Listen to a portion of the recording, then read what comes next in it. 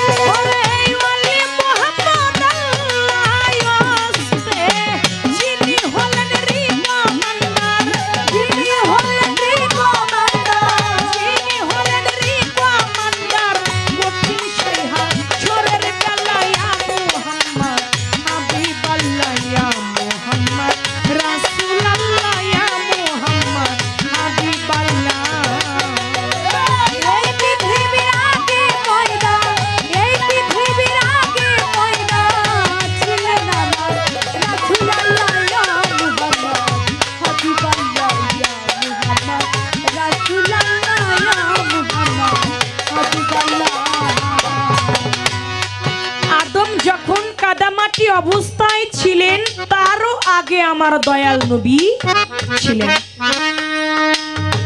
তাই আমার দয়াল নবী যখন আদম বৃক্ষের ফুল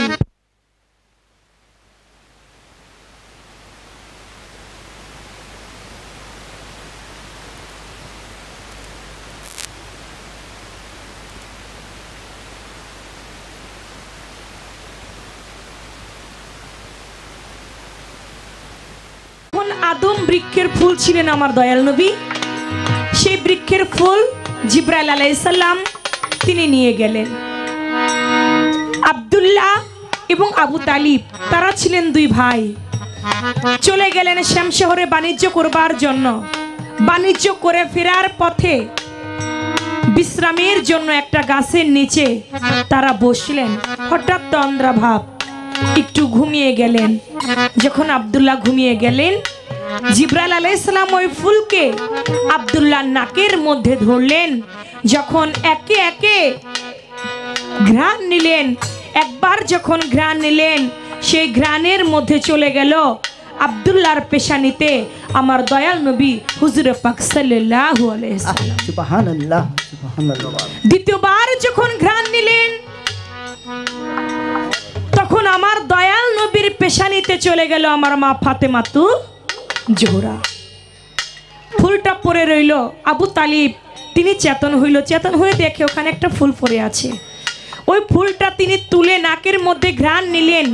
ঘ্রাণ নেবার সঙ্গে সঙ্গে তিনি প্রথমবার যখন ঘ্রাণ নেয়, আব্দুল্লাহ যখন আবু তালিব যখন প্রথমবার ঘ্রাণ নেয়, ওই ঘ্রাণের মধ্য দিয়ে আবু তালিবের পেশানিতে চলে যায় হযরত আলী করিমুল্লাহ।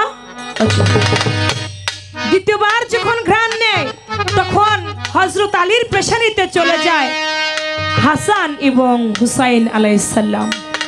আমার দয়াল নবী এই পৃথিবীতে আব্দুল্লাহর পেশানিতে এই পৃথিবীতে তিনি ভ্রমষ্ট হইলেন। কিন্তু কিভাবে?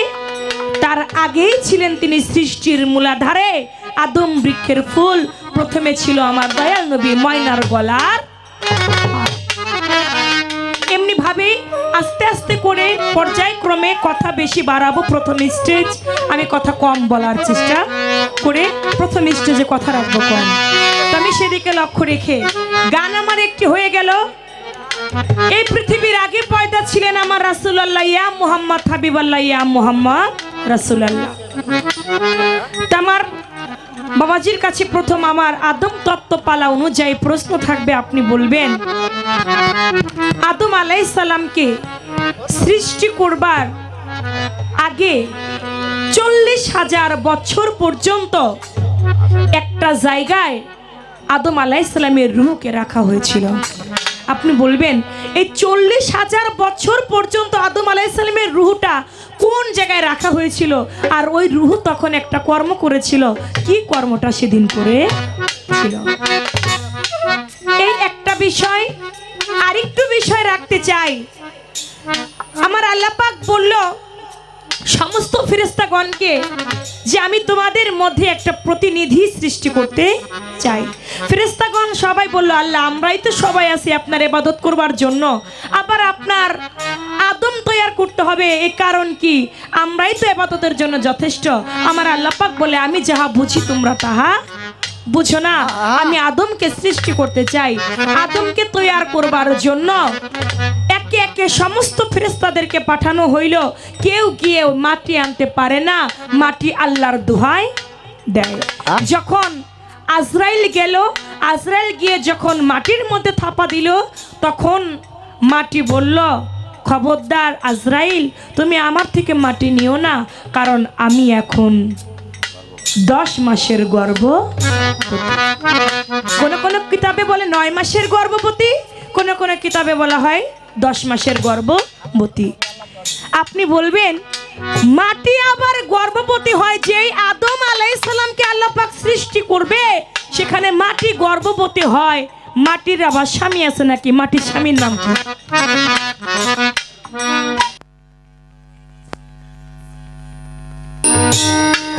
এই বিষয়টা ছিল কি, যে আল্লাহ আদমকে বানাইতে চায় ওই মাটি কেন আবার আল্লাহর দোহাই দেয়? এখানে আপনি একটু ক্লিয়ার করবেন, এতটুকু বিষয় প্রথমবার আমি জানতে চাইলাম। আমি জানি গত বছর এখানে আমি গান করেছি, এখানে জ্ঞানী মহাজনরা অনেক যারা আছে সবাই জ্ঞানী, সবার চরণ ধুলা সমতুল্য আমি চন্দ্রা না। বড় ভালো লাগে আমার এই মঞ্চে গান করতে এসে, কারণ স্টেজ অনেক স্টেজে যাই এমন টাইমে বাবা 50 জন লোক হয় কি সন্দেহ দিনের বেলায়। গত বছরও দেখেছি এমন টাইমে এমন হাজার হাজার শত শত মানুষ, এবছরও ঠিক তাই। আপনারা জ্ঞানী মহাজন, জ্ঞান দিয়ে গান শুনলে আজকে আমাদের গান গাওয়া সার্থক হবে ইনশাআল্লাহ।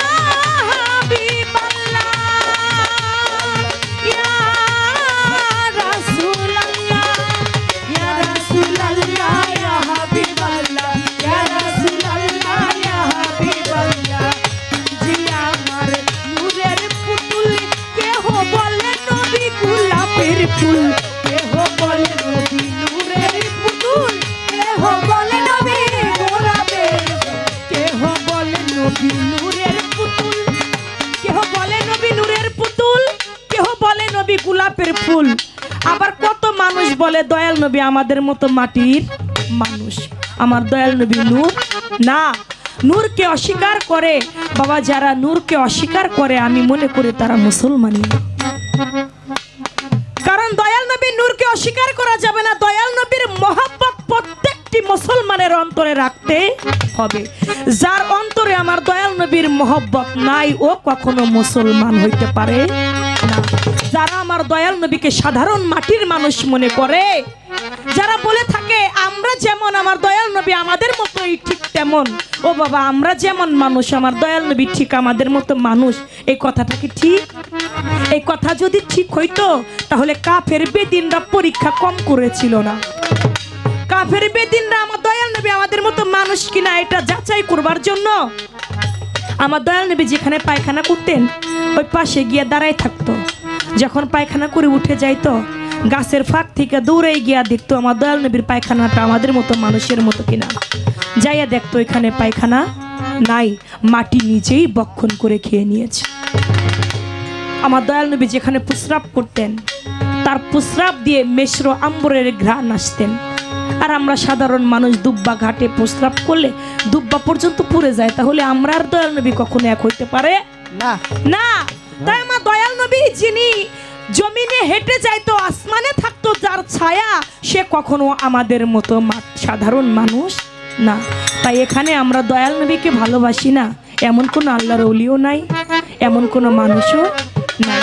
আমরা প্রত্যেকেই দয়াল নবীর মহব্বত আমাদের অন্তরে আছে। তাই বলেছে নবীজি আদম শফির বাবা, নবী আমার কাবার কাবা, নবী আদম শফির বাবা, নবী আমার কাবার কাবা।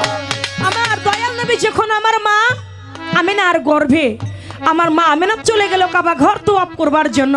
যখন কাবা ঘর তওয়াফ করতে গিয়েছে কাবা ঘরটা আমার মা আমিনার দিকে ঝুঁকে পড়েছে।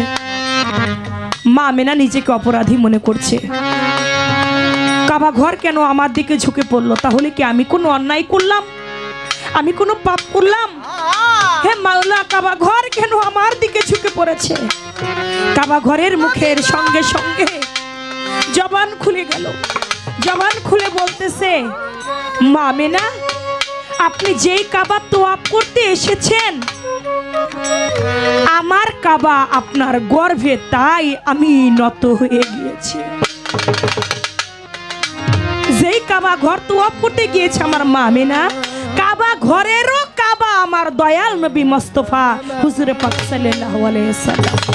নবীজি আদম শফির বাবা, নবী আমার কাবার কাবা, নবীজি আদম শফির বাবা, নবীজি আমার কাবার কাবা, নবীজি আদম শফির বাবা, নবীজি আমার কাবার কাবা।